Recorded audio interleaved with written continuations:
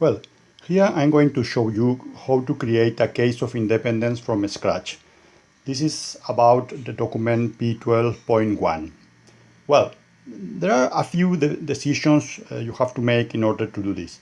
First, you have to work with what we call the expected proportions. So, in a case like this, we have two treatments, treatment A and treatment B, and we have also the two possibilities for a treatment, success or fail. We start creating a expected proportion for success. So, guess, for example, the expected proportion for success is 0.6. This is something that we have invented, okay? Well, it's clear that the expected proportion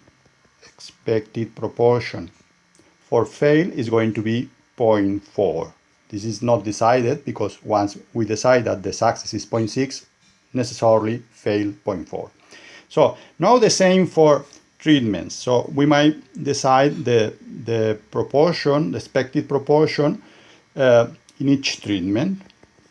So the expected proportion, first the marginal proportion, for example, we might guess that we have 70% of the cases at the treatment A, so 0.7, this is the expected proportion, okay, for the total amount of people going to treatment A.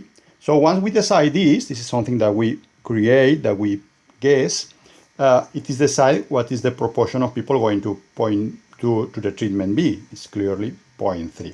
And once we have these four numbers, all the cells, all the expected proportions inside the cells are decided because each expected proportion inside a cell is exactly the product between the marginal proportions related. For example, here, for the success A, for the treatment A, category success. So we have 0.7 times 0.6, it is 0.42, okay? The expected proportion. Here, 0.3 for the success category B. So we have 0.6, 0.3, so 0.18. 0.7, 0.4, 0.28, and 0.3 times 0.4, 12. So we have all the expected proportions, okay? Well, now, next line. We're going to speak about frequencies. Now we might call expected frequencies, okay? Expected frequencies. Here, well, of course, the expected proportion for all the cases is 1 or 100%, so that's necessarily 1.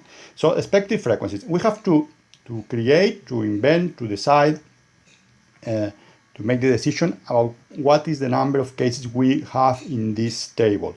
Guess we have 200 cases, okay? An easy number to follow easily the calculations. So in this case, all the expected frequencies are decided. So here, expected frequency, for example, here the expected frequency is going to be 200 times 0.6, 120. Here, expected frequency, the same. So 200 times 0.4, it means exactly 80 cases, okay? 120 plus 80, 200, so that's okay. The same here, 200 times 70% of 200, of course, is 140, and 50% of 200 is 60 cases. So 140 plus 60, 200. We are working well, okay? Now the same inside the cell. So for example, here, success A, first cell, 0.42 times 200, okay, is exactly 84.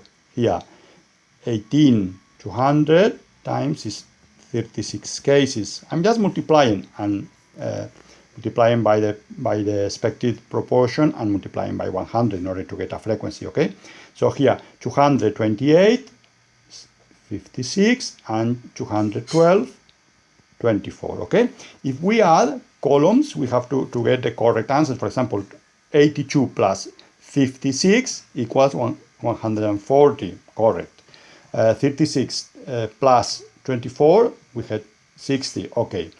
82 plus 36, we have 120, correct, and 56 plus 24, we have 80, all correct, okay? So if we use these expected frequencies as our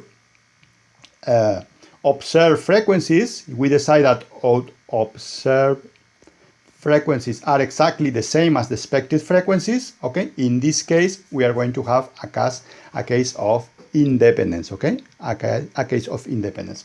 Why? Because you know that when the expected frequency for all cells is the same, for every cell is the same, that